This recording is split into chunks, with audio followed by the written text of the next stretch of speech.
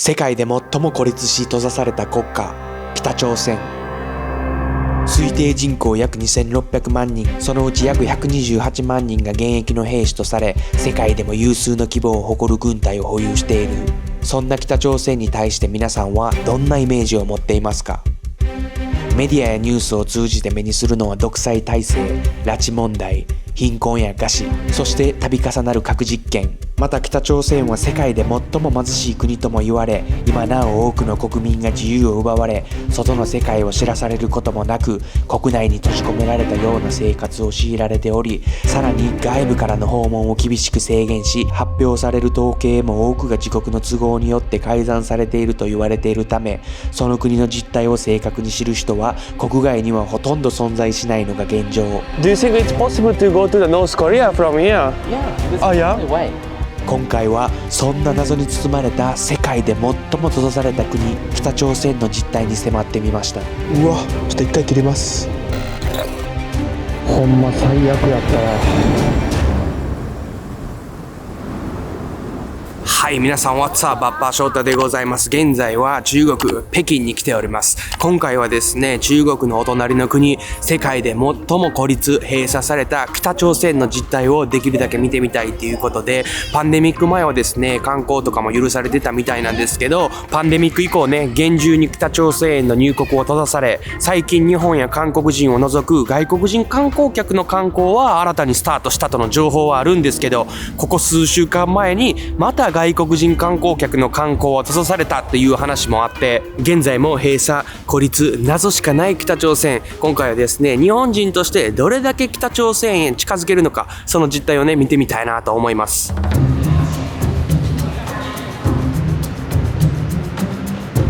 さて、まずは電車に乗って北京から北朝鮮と国境を接する最南の町、丹東市を目指します。北朝鮮が最も強く拒むのが国家に対する敵対行為。その姿勢が国際的な注目を集めるきっかけとなったのが2016年に起きたとある事件だった。アメリカ人大学生が観光で北朝鮮を訪れ、宿泊先のホテルで政治ポスターを盗もうとした疑いで北朝鮮当局に拘束され、その後記者会見で敵対行為を認め謝罪したものの、労働強化令15年の判決を受けることとなった。事態が急変したのは翌年2017年。北朝鮮から彼が昏睡状態にあるとの連絡がアメリカ政府にもたらされ、彼は帰国を果たすも彼の意識は戻ることなく、わずか22歳でこの世を去った。これに対し北朝鮮は責任を否定し、真相は今も明らかにならず、この事件は北朝鮮における外国人拘束と人権問題に対する国際社会の関心を一気に高めることとなった。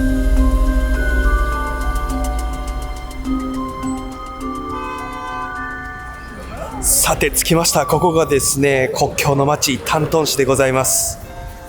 中国遼寧省に位置する丹東市。ここは中国と北朝鮮の貿易の要所でもあり、その物流の約8割がこの丹東を経由しているとも言われており、人口約240万人のうち20万人以上が朝鮮族と呼ばれる少数民族で構成されており、文化的にも北朝鮮とのつながりが色濃く残る地域だそうです。いや、最初の印象はですね、思ったより都会で現代的な大都市っていう感じですね。まあでも相変わらずですね、カメラの量と警備はすごいな。うわ、ついに来てもだ。皆さん、これが国境でございます。中国と北朝鮮の国境は鴨緑江とトマン湖という2つの川によって分かれており、全長約 1400km にも及ぶ。現在ロシアと韓国の国境を閉鎖しているため、北朝鮮にとって数少ない陸上国境の一つであり、最大の国境がここ丹東市に存在しているそうです。全く予想してなかったんですけど、結構観光客がいますね。観光客言うても中国人観光客だけですけど。いやでもアメリカ以来の国境、普通国境ってもっと引き締まってる感じやけど、みんな普通に写真撮り回って、警備はすごいんですけど、なんか緩い感じで独特な雰囲気ですね。ということで今回より詳しく国境の街を知るために現地の人に案内してもらいます。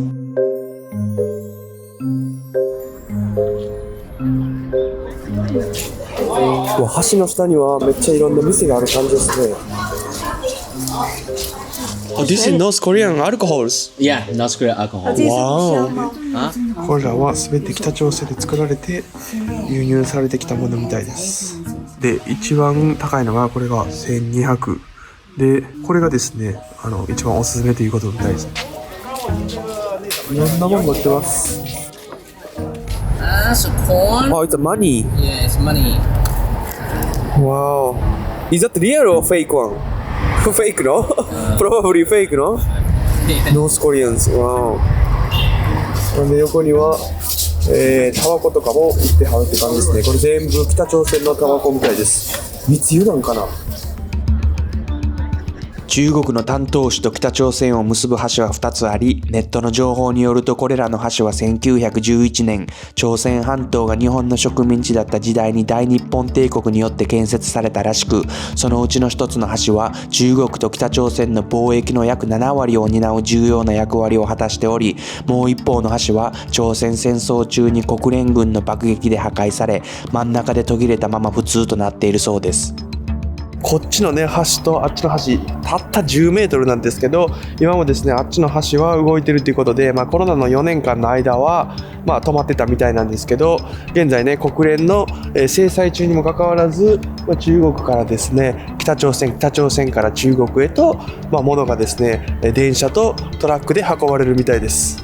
Do you think it's possible to go to the North Korea from here? Yeah, this is Oh, yeah? the only way. Yeah, this is Also, you can go to tourists can go to the North Korea from here. the train. A train? Train. Okay, so if you take the trains, you can go to North Korea from here. Exactly. Wow. Right now it's a stop. Right. So you have been to the Pyongyang, no? Yeah, Pyongyang. Pyongyang. Is the first place that we tried to visit too. That's okay. Maybe 10 years ago. How was it? That's a clean country. Clean countries. Clean. Oh wow, your impressions. はい、橋はですね、ここまでっていうことで、この先は北朝鮮新州っていうところみたいです。で、聞いた話によると、ここがですね、北朝鮮で6番目か5番目に大きい都市とのことみたいです。あれはマンションか。マンションやけど、なんか住んでなさそうに見えるんですけどね。誰もいないな。で、左ずれると、なんか遊園地みたいなとかもありますね。北朝鮮の国旗が勇ましくなびいております。で、その前には遊園地があるけど、結構ちっちゃいな、この観覧車。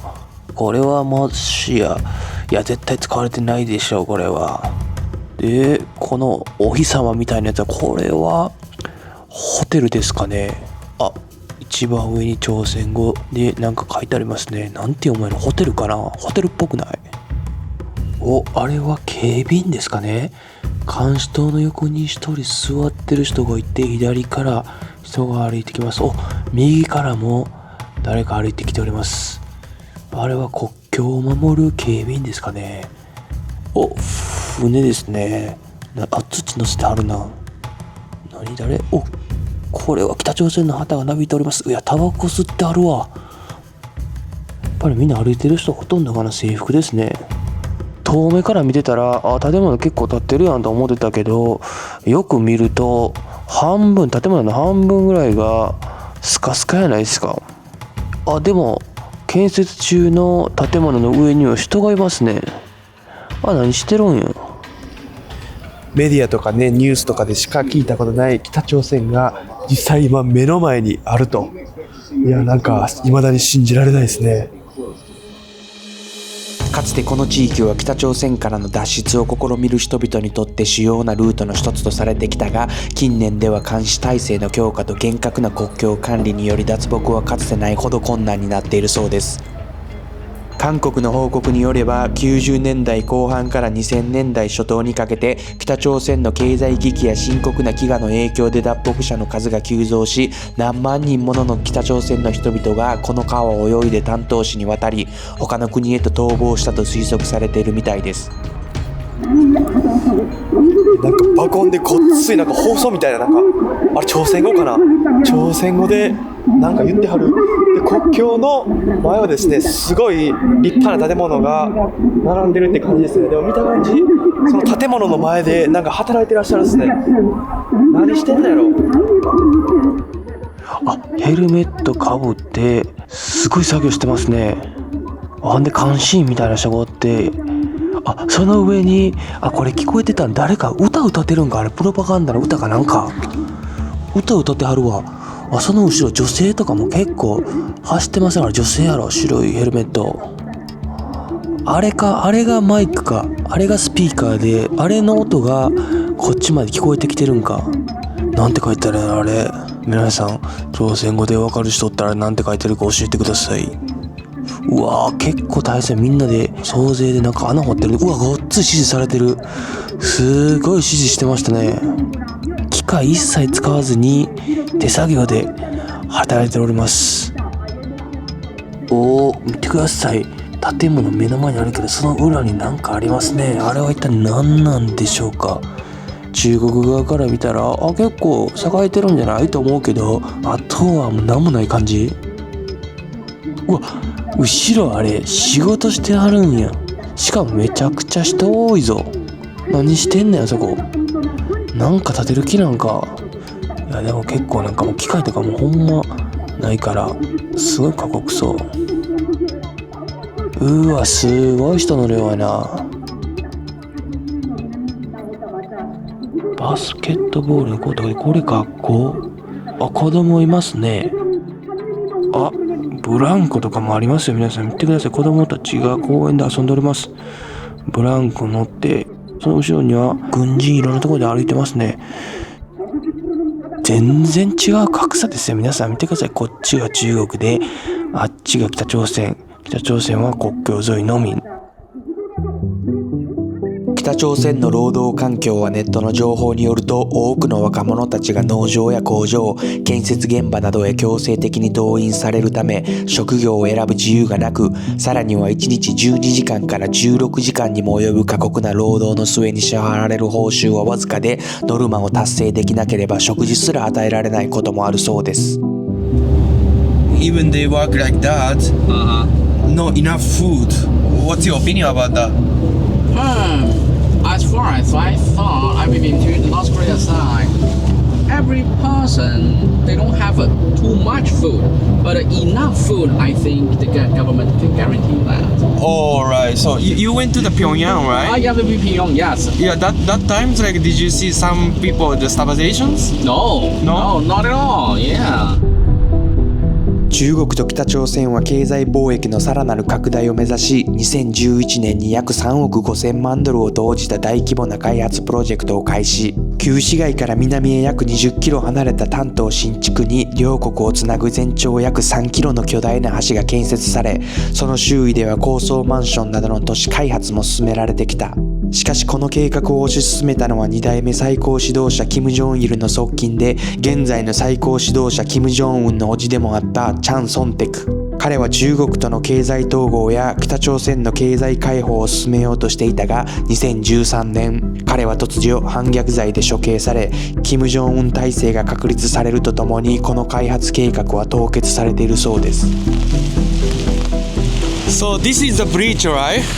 Yeah, that's the bridge. Wow, it's a huge one. Yeah. So now it's not working at all, this bridge. No one. It's not used now.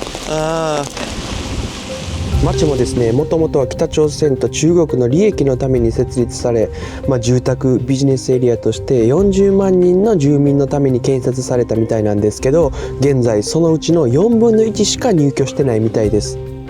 見た感じですね、ほんま人が住んでるのかっていうぐらい静かなところですね。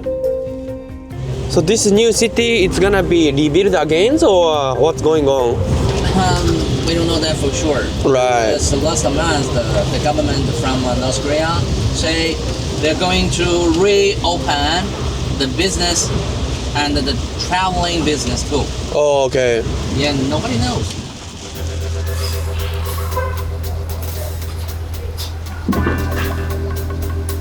さてやってきたのが丹東にある北朝鮮街ということで、韓国語のですね看板が結構多いなっていう感じで、北朝鮮と中国がなんかミックスされたような場所です。 So this all the building apartment. Chinese people live or also North Korean people live, right? Yeah. Right? Yes. まあ聞いた話によるとですね、脱北者はもちろん丹東にいるみたいなんですけど、彼らはですね身分をさらけ出さずに生活しているとのことみたいで、実際にですね脱北者が何人この丹東にねいるのかは正直わからないみたいです。この丹東の観光客として一番恐ろしいのはですね、もう誰が誰だかわからない。聞いた話によると国境沿いはですね、ほんま私服警官とかもめちゃくちゃおるみたいです。多くの北朝鮮人が暮らしているとされるこの地域には、一部の調査によるとおよそ8万人の北朝鮮人がこの地で働いているそうで、その収入の多くは寄付という名目で朝鮮労働党を通じ外貨として北朝鮮へ送金されているそうです。 Anyone from North Korea doing business, they're making money for that country, not for themselves. So they can't have a pocket money? No. Wow! This is the system over there. Really? Yes. 北朝鮮のね人々の多くがですねレストランでウェイトレスやパフォーマーを務めるとのことみたいで、何年か海外で仕事した後、平壌でね良い仕事をもらえるなどの契約で家族と離れて国外で出稼ぎに来るみたいです。 So sometimes after they finish the contract, they have to go back. Exactly. And after they go back, they get like a better job or something because they went outside. The long waiting list. No wrong waiting list. Because yes, they like stay here. Oh yeah. They make a better salary if they stay in their own country. Much better salary here. 今からね実際に撮影できるかわからないんですけど、北朝鮮の人々が働くレストランにね行ってみたいなと思います。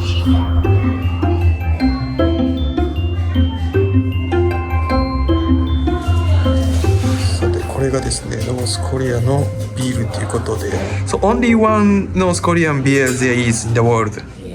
This, what's the name of this? 大通江。ダトンジャンっていうビールみたいです。そう、皆さんビールいただきたいなと思います。ノースコリアンビール初めて。うわ、めちゃくちゃ美味しいわ。でこれもしかしたら中国のビールより美味しいかもしれないですね。So first dishes はわお、めちゃくちゃ美味しそうですね。北朝鮮の名物がですねハマグリらしく、この店の食材は全て北朝鮮産のものが使われているそうです。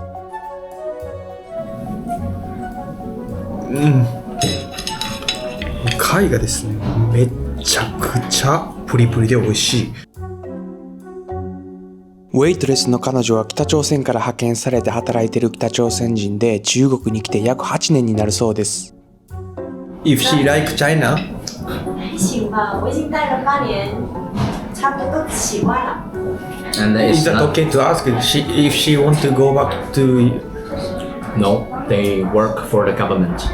Just 3 years, just one pack back. Not their free will. So I like to ask her about what sort of things is very popular for the girls.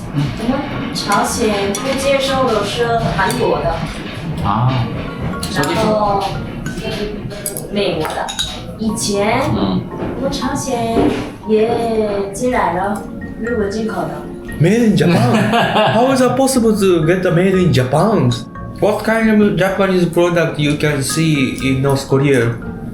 就一般生活中用的商品都有，家具也有，然后就服装也有，因为你看，日本的所有的产品呢，就是质量比较好一些。That's good to hear. yeah. 现在。さて皆さんこれがですねフィッシュっていうことですごいですね。めちゃくちゃ美味しそうです。It's I think very rude to ask her, but North Korea is how you get education about Japan. 就是敌人吧。 One word, simple. Enemy. Enemy, enemy. Oh my God, enemy. Yeah. Wow. That's kind of like sounds like very strong and then Strong. scary. No, we don't have any enemy. We are friendly people. 美国也是敌人咯。那当然了。 Enemy. Okay, so Japan and 还有没有其他的敌国人？家领导 America is 希 same. 望的是和平嘛，但是美国也一样，日本也一样，哦，对对朝鲜的这待遇啊什么的都不好。 ，The 朝 leader，鲜第一开始的时候希望和平啊， she is proud of their country. Oh, her country. Yeah, I told her I've been to Pyongyang.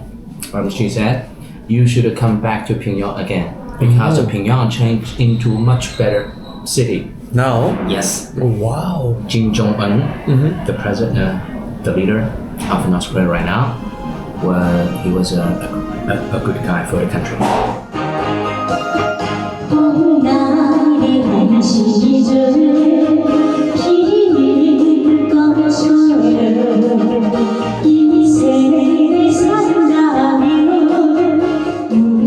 今回北朝鮮の人々との夜ご飯なかなかね撮影できないっていうね、レストランのルールはあったんですけど、すごいですね、北朝鮮の人々との触れ合いが新鮮に感じたんですよね。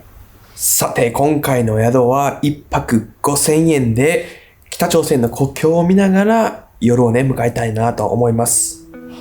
明日からですね、中国と北朝鮮の国境は約1420キロあるっていうことで、まだね、丹東市の一部しか見てないんで、その他の国境の実態を見てみたいなと思います。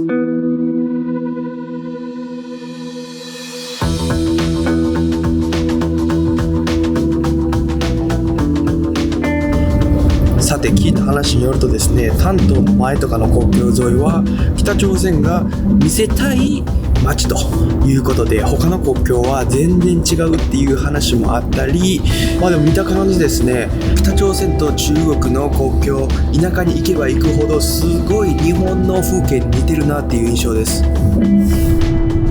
丹東から国境沿いを北へ320キロ走りたどり着いたのは、中国と北朝鮮との国境にある三大貿易拠点の一つ、吉林省南部西安市。町は思っていた以上に栄えてるなっていう印象ですね。さて皆さん見てください、あっちがですね北朝鮮なんですけど、川の幅がめちゃくちゃ狭なってる。見た感じ行きたい放題やんみたいな。で中国と比べると北朝鮮の方はもうほんま時代が止まってるなっていう感じですね。 It's like looks so easy to just swim, no? Yep. Because it's much narrower than Tanto, Yeah, sure. right? Oh, look at that! There's a cars driving there. North Koreans cars, yeah. いや国境付近は警備が凄まじいな。基本的にですね軍隊系は撮影 NG なんですけど、国境沿いはですねなんかもう戦車みたいなのが頻繁に走ってるって感じです。聞いた話によると、多くの脱北者は川の流れが弱まる冬を待って脱北を決行し、国境を越えた後は中国側の国境警備隊やパトロールを避けながら潜伏し、最終的に第三国を経由して亡命先として受け入れ体制の整ったタイを目指すルートが一般的だそうです。でも北朝鮮ではですね、もし亡命がバレたら家族全員が罰せられるとのことみたいで、亡命者の親戚関係にある人物、子孫、家族にも連帯的にね犯罪の刑事責任が課せられるとのことみたいです。わあ、牛未だに引いてあるわ。牛引いて耕してるんかあれ。やっぱり見た感じ、中国と比べて何百年前っていう感じの生活ですよね。もう機械全然ないし、全部手作業やし、あんな雪の寒い環境で結構きついよね。ネットの情報によると、北朝鮮が最も存在を否定しているのが政治犯収容所で、国内には6カ所ほどあると推測されている。ここに収容されることは多くの住民にとって最大の恐怖とされているらしく、裁判なしで政治犯として処罰され、暴力や飢えに耐えながら過酷な強制労働を強いられると言われているそうです。さらに身分制度が生活の質を決定づける北朝鮮では、名誉と家族の安全を守るために国民は常に緊張の中で暮らしているそうです。ネットやジュースの脱北者のインタビューによると、私たちはこの国境で死ぬのを待ってる状態ですという証言とかもある。これらに対してね、北朝鮮は完全な事実でありません。反ね、北朝鮮の勢力によってでっち上げの証言に由来するものだとね、主張したみたいなんですけど、なんか僕はね、実際に見てないし、どっちが正しいのかもわからないし、昨日話した子も平壌出身。地方都市と、首都ではですね、全く違う格差があるっていう話もしてたし、平壌はね、限られた人しか行けないという話もあった。さて国境をですね北上してきたら見えてきたのが標高2744メートルの朝鮮半島で最も高い山です。白頭山は全ての朝鮮民族にとって最も神聖な場所とされ、精神的な故郷、つまり聖地とされている山だそうです。ここは古代朝鮮王国の始祖が誕生したと信じられており、朝鮮民族のルーツとして重要視されている場所で、また北朝鮮の国営放送では冒頭に白頭山とその火山湖の映像を流しながら国歌を流すなど、国家の象徴的な存在として描かれており、キム・ジョンウンの祖母キム・イルソンや父キム・ジョンイルは白頭山の頂上に立つ映像を何度も国民に示し、白頭山の聖なる血がキム一族に流れているとされることで、彼らの統治を正当なものとして神格化しているそうです。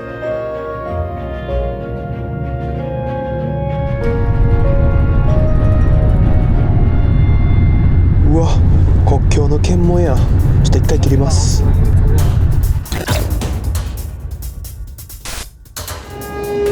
いや皆さんほんま最悪やったわ。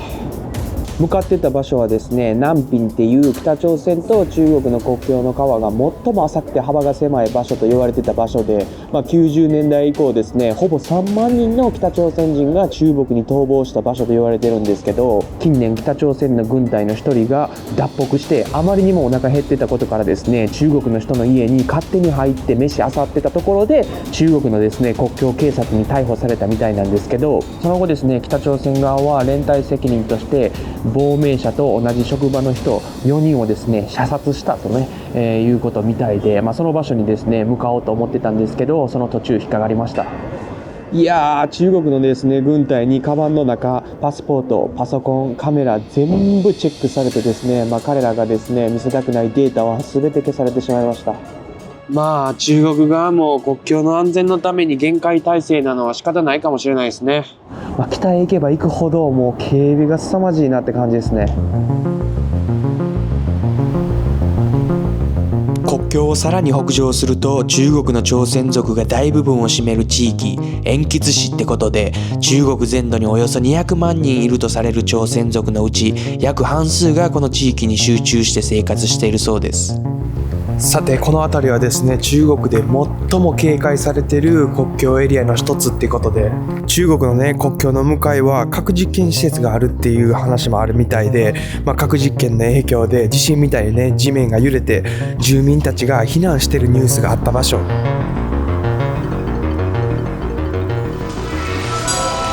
い、ということで皆さん、こんばんはですね、ビアいただきたいなと思います。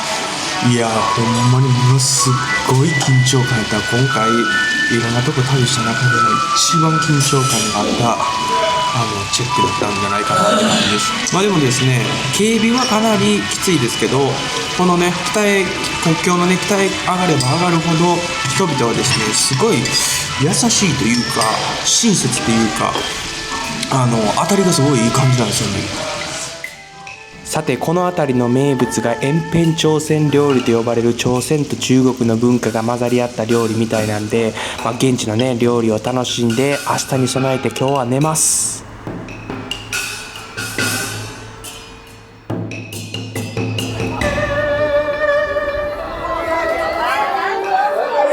はい、おはようございます。やってきたのがですね、中国と、朝鮮の文化が混じった、モーニングマーケットということで、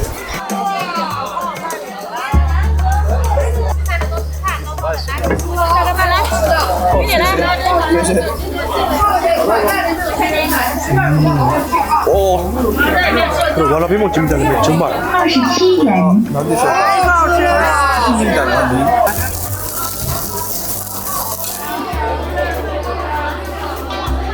いろんな匂いが混ざり合ってすごいわ。なんか朝から鼻にはちょっとこれ刺激強すぎるかなっていう感じですね。皆さん見てください。これは犬らしいです。犬の肉みたいです。It's a clean dog. It's not pet dog. Yeah, yeah. Wow. Meat.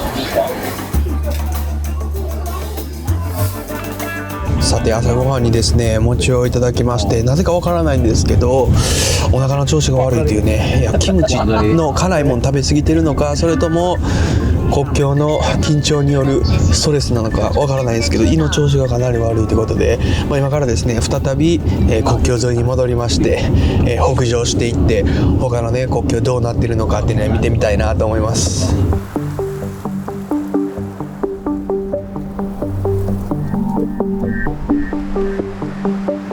たどり着いた先は中国吉林省の国境の町トモン市。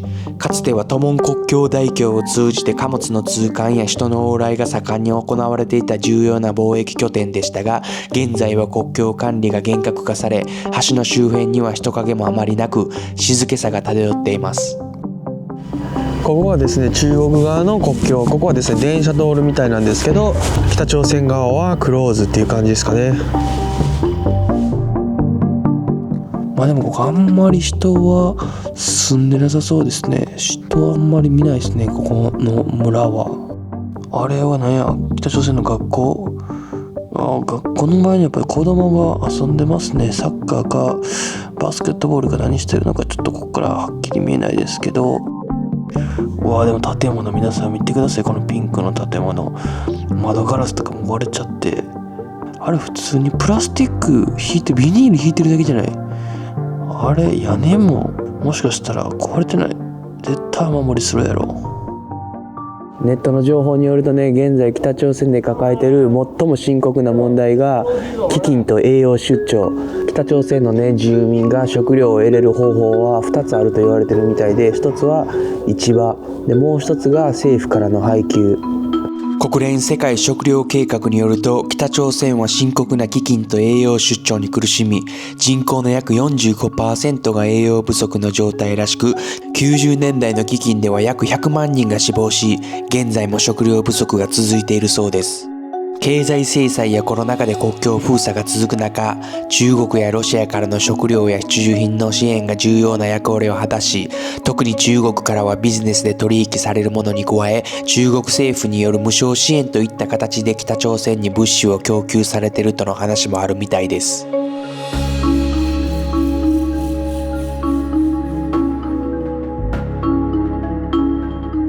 さて皆さんやってまいりました。中国と北朝鮮の最北の国境の一つっていうことで、噴州。噴州は中国、北朝鮮、ロシアの3国が交わる地点に位置し、3つの文化が融合する国境都市。看板とかもですね、ロシア語、中国語、朝鮮語で書かれてたり、ロシア人もですねかなり多いなっていう感じで、プラスロシア人とアジア人のミックスみたいな顔立ちもおるんで、すごい特殊な場所ですね。で聞いた話によると、多くのロシア人はですね、このね噴州にメディカルサポートを受けに1週間ぐらい滞在して、またロシアに帰っていったりするみたいです。やっぱりこっちの方がだいぶ安いんですかね。で中国本土ではあんまり見なかったんですけど、めちゃくちゃこの辺に来るとトヨタとか三菱とかホンダ、日本車が走ってるなって感じです。なんでここだけ、すごい奇妙。さてここ噴州はですね、中国の中で最もシーフードが安く盛んなところみたいです。でほとんどのですねこのシーフードはですねロシアと北朝鮮側で取れるみたいなんですけど、北朝鮮はですねそういう、漁する能力がないというのはね、もうほとんどがロシアが全部ですね海鮮を取って中国に、輸出しているとのことみたいで、その北朝鮮側は海鮮を、取るのは取るみたいなんですけど、今輸出全部ストップしてるってことで、ここにはですねロシアが取った、海鮮のみが送られてくるとのことみたいです。で